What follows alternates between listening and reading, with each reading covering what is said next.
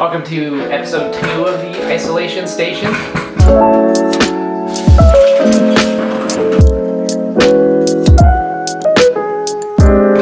I just had a great conversation with my dad. He's been a paramedic in Hamilton for the past 30 years, so as one would assume, the conversation was very health industry related. And we talked about obviously COVID-19, this compared to other things like influenza and the N95 masks. Just some tips and stuff on how he's handling it and how he sees other people handling it.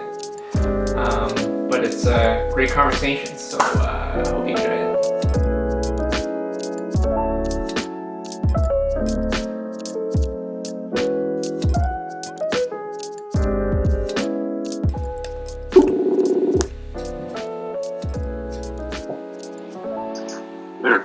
Okay, go ahead. Notice my glasses are off. Yeah. I put my glasses on. I didn't have glasses on the last one. I'll put mine on. I look smarter. Right? Oh, yeah, there you go. There we go. More intelligent. So you're off today? I am. So, since this is for YouTube, and people might not know who you are, what's your name and what do you do? And how long have you been doing it for? My name is Glenn Walmsley. I live in Hamilton. I'm a paramedic for the city, and I've been doing it for 30 years. What is it like to be a paramedic right now during COVID-19? Right now? And you're in Hamilton. Right now in Hamilton. Things had actually slowed down a little bit because they were preparing the hospitals for an onslaught. And some of our calls did pick up for COVID calls. So we've been doing more COVID, people who failed the COVID screening and have to get testing done to make sure they don't have COVID or they do have it. And then whether or not they're going to self-isolate or need hospitalization. But have you picked up anyone positive yet? I haven't been notified. I've picked up,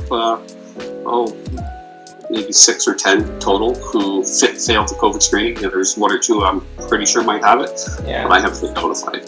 Yeah. What procedures have changed? Like, obviously you gown up now before you enter any home. Procedures have constantly changed from wearing. We always wear gloves, and anybody with what we call febrile respiratory infection. Potentially we wear a mask as well, and so now we've gone to completely every patient contact has a mask and gloves. We screen people from 10 or 15 feet away, depending on the person that you talk to. We screen them for COVID questions. If they fail our COVID screening, then we gown up as well, and usually most people put on a shield. But you have to wear some sort of eyeglass or protection to protect your eyes and areas where your mucous membranes are, so you don't catch the disease. But I think in the next 2 to 4 weeks we'll have an idea whether or not the curve's going to slow. That's just my opinion. But and it all depends on how well people comply with things. If they comply, then the curve will drop really fast and quick. If they don't, then it's going to be slow to drop. Yeah, because what's that? It's like, I forget the word, but it's like how many you can infect. It's like a ratio. It's called the R0. What's the R0? R0 has to do with when someone has an infection, how well it can easily spread to others. And so like the influenza, depending what source you look at, but they say the R0 for that is one person can infect 1 to 1.5. 1.5 is the latest I've heard. Whereas a comparison is the measles. One person in a room can infect 15.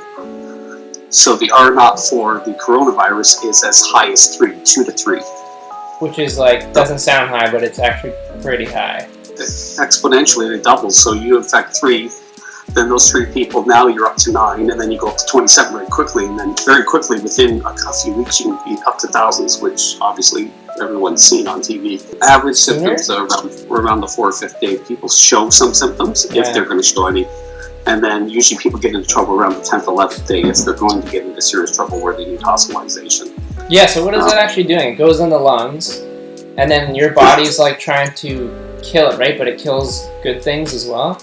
Well, it enters the body through your mucous membranes. It's airborne for anywhere from, depending what source you're looking at, but over an hour up to 3 hours, I've heard. Oh, yeah. And then once you get it in, it goes into your mucous membranes, which is your nose, mouth, or eyes. And then once it gets in, it migrates down into your lungs and attaches to receptors down in your lung called ACE receptors, ACE2 receptors actually. Then it goes into the host cell. Then what it does is usually the host cell's own factory, it reproduces itself and then it releases it back out so it can go in through the rest of the body and affect other areas. Then what happens, your body tries to fight it. And then your body goes through a whole bunch of different stages. One is it affects the surfactant, which causes decreased surface tension in the alveoli, which is keeps your sacs open, your breathing sacs open. And then what it does is then your body tries to help protect itself, and then you end up getting inflammation, and then you end up getting macrophages in there, which try to kill off the virus, and then they produce a byproduct, and then you develop a pneumonia. Yeah, and then that's what really does the damage. And then once the pneumonia, well, also all the inflammation, the lack of surfactant, I mean, everything works, they're synergistic with each other, and they kind of prevent you having the oxygen exchange. So, and then you think of pneumonia as a mucus and stuff like that, it blocks all your air passages, you don't get oxygen exchange, as well as the inflammation collapses, and then the air collapses. And pneumonia is just like bacteria buildup? It can be, you can get a secondary bacterial, you get viral pneumonia or bacterial pneumonia, but it's your own T cells and white cells are trying to kill this virus, and you end up producing almost like a mucousy pus, and that's the byproduct of it trying to kill, and then it tends to sit in areas and in your lungs. It clogs up the air pouches. Yeah. There's a lot of other things that happen. You know, the cells start to leak around the sacs, and you can get into heart failure, and it just snowballs. So if you had it, at what point would you probably call an ambulance?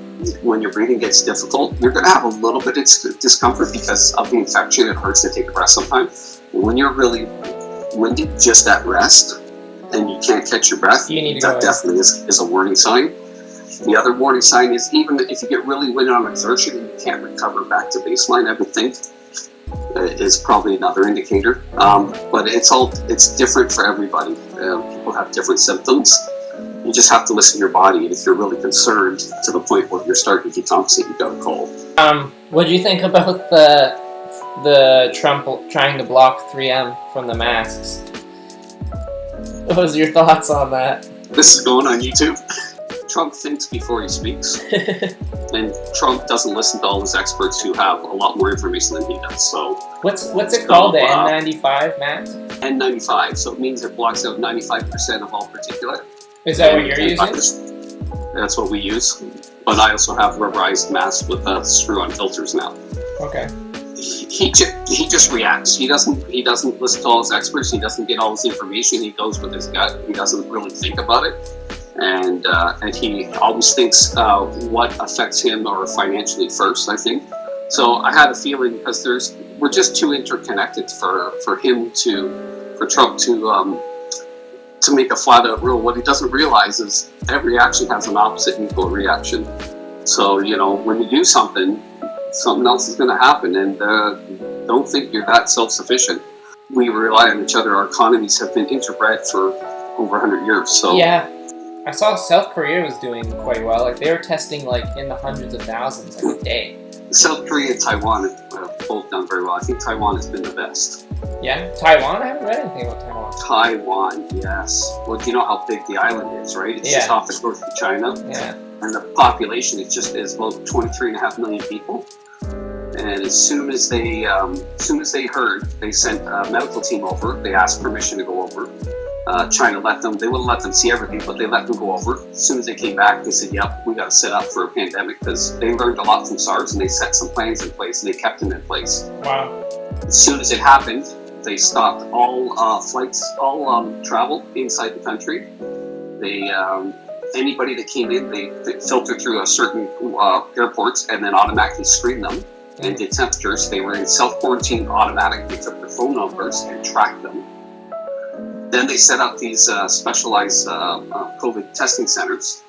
They also stopped all exports, and then they automatically got their factories going 100%. They got all their productions up because they knew they were going to need stuff, and masks and medical stuff and cleaning. They made all their masks available to all their citizens for like 16 cents a mask. Wow. Then they get on a huge social media and news blitz. They did a whole huge social media blitz through news stations, through social media apps and everything, about hand washing, social distancing. And if you think their country is 23 million, we're 39 in a bed, and their country can fit in the bottom of South America, or sorry, the bottom of Southern Ontario. Wow. That's how small, and that's how densely populated it is. And they averaged 1 in 500,000 with COVID. Wow. And they pretty much got it locked down last I heard. Yeah. So I think they only had 12 deaths total. Well, that was as of a week or two ago when I read it. That's still impressive. And I think I was watching on a few social media posts where some people who were from that country were actually getting back there because they wanted to be in their country because they handled the medical and they trust their medical so well. Yeah, it's almost safer in a way. Yeah. How long do you think this will go for? A couple months more? I heard like June, but I feel like it's gonna go later. I wouldn't doubt it's going to go to the end of the summer at least, and then once they release stuff, we're going to have a few flare-ups again. Well, I was reading H1N1 had there's almost like a secondary wave. Yeah, because there's still people asymptomatic out there, don't know. All of a sudden you let everyone congregate. Now they're getting close contact with people, then you get a second spike, right? Mm-hmm. But see, we had SARS too, and then all of a sudden, everything's been quiet, and we should have had some more plans in place. I don't think our government had it in place either. So, well, we will now. Well, things we've learned, right? We need to be a little more self-sufficient in these kind of times to like supply our own medical and cleaning stuff. Yeah. So that's something they've learned. We need to have a plan in place. There's disaster management people who specialize in this. As soon as there's a pandemic like this, a couple things they do, from what I've learned, is you have to, when you close down your borders or you allow people to come back, you have to limit the ports they can go through, the airports. You limit, so that way you can screen and filter and track. So you make sure they come through, I think there's only certain airports you let them come through, then the people in those airports are set up to do screening and testing, right? Mm-hmm. And then those people are automatically put into isolation and if they're asymptomatic. To wrap things up, you got any tips or advice for anybody? On anything, whether it's like spending time at home or as a paramedic or whatever. Well, it's easier for someone who has a home to go outside in their backyard. The problem is going to be as the weather gets nicer, everyone's going to want to get outside. And that's another issue. Just use some common sense. Don't hoard. So long as the supply lines stay open, and which they so far have been, don't hoard, don't be ridiculous, just use common sense. Be thoughtful of others, basically. Okay, so I have questions from Josh. Yeah. He didn't know who was next, so these are his questions. So his first one was, what are you doing to prepare for COVID-19 and like the aftermath of it? Working overtime.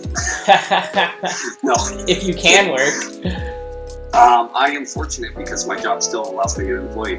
The aftermath, generally try and buy something, or if I'm going out, go to a local restaurant to support my local small businesses. That's one thing. I think the aftermath is going to be huge, and I don't think anyone can really predict it. The problem is all these small businesses who have sacrificed things. What I would like to see is banks and other things allow their mortgages and stuff, everyone to delay their stuff.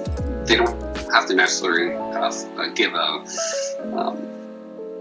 them a free bill for a couple months, but just allow them to delay it back a couple months. Everything be on a freeze because everyone in the entire globe is in the same boat. Yeah. So I just hope people can get back on their feet because this is really going to hurt a lot of people. That's the thing, and I am fortunate, and so is your mother, that we are both able to still work. That's good. What was the other question? The other question? All right, well, Josh is a deep thinker. So this one's a very Josh question. Is it possible to separate someone's opinion from who they are as a person? So, for example, there's like Doug Ford, who has some very outspoken philosophy, very conservative, compared to like Trudeau, who's very liberal, but they're both working together and they're both doing a pretty good job. Does that make sense? Is it hard to separate someone's opinion from my thought? I do have opinions on both of them, and I haven't been a big fan, especially of Ford, my opinion. So my opinion and my thoughts, I do have an opinion which will not change on Doug Ford, because I'll approach Doug Ford mainly because he's. Well, I was just using them as an example. Yeah. But I'll use Doug Ford as an example then. Okay. Because my opinion of him was not very good. I did not like him. I did not vote for him. He reminded me of a version of Trump. Yeah. And he, as far as I'm concerned, because I'm in healthcare, he looks like he's tried to destroy unions and destroy healthcare, in my opinion, to privatize it more. And before I became public, I sort of worked in the privatized, and I know it's all for profit. And the patient care suffers, the vehicle suffers, the workers suffer. But I will praise him for this COVID thing. I think he could have gone after it a little bit sooner. Yeah. He did say one or two things, like he mentioned, "Oh, go enjoy your day, go traveling." I think he meant within the country as the COVID started picking up. He was telling people still to enjoy their time. I think he was more trying to get them not to get stressed about it. And that was bad advice to say go travel, because that's the worst thing to do. But within the very next day or two, with his advisors, I guess, realized this is going to go full bore. This is going to be bad. So once he put the hammer down, I got to admit, he's been very assertive, very direct, and he hasn't mixed his messages like you've heard elsewhere. Yeah, I think he's been doing a good job.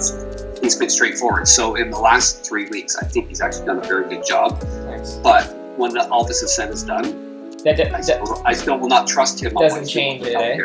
I still will not trust him. I will not vote for him. But I'll give him credit for this. I think he's done a very good job. That's good. So now you get to ask 2 questions for the next person. Oh, I had something in my head and I forget what it was. Okay, so here's one question. All right. Should you become COVID positive, what is your plan for self-isolation? Okay. Second question is, when the borders open up and travel is allowed, let's say later in the year, and you are able to travel abroad, would you? Yes, no, and why? Those are good. I like it. Okay. Nice. All right. Well, thanks for FaceTiming. Okay, no problem. Hold on, where's Ash? She's downstairs. You want me to get her? Oh. Huh? Hold on. Give Give me a second. Oh, hang on. Yeah, hang on. What? Oh, look who it is. Hey, what's this hat thing? Oh, gosh. Oh my god, I just got out. Dad was already doing... Are you filming a hat on? Don't send my interview to CNN. Who knows? Maybe they'll pick it up. I don't know. I like that one. I like the hats. I like the hats. Ooh, I like the hat. Do you like my hat? Do you like my hat? Okay. You're pirating my interview here. Oh, okay. I Bye. also did it too. Oh, okay, bye. Bye. Bye. Oh, I took a picture instead. I don't know how to shut it off. We're just watching you trying to figure out how to turn it off. I've got a nice picture of you three. I'll send it to you. Oh my gosh. How do you shut that off? I took a picture of you once. Oh shit. We have 2 pictures of you guys. Yeah. Okay, done. Oh, no. Oh no, it's still there. Okay, yep. It's still there. Hang on. Yep, we're still here. Wait, what view are you guys? I don't know. See, look at Hayden can't figure it out. What the hell is that? Who's that? Oh, that's no, that's the same link. button. Oh, there it is. Emma and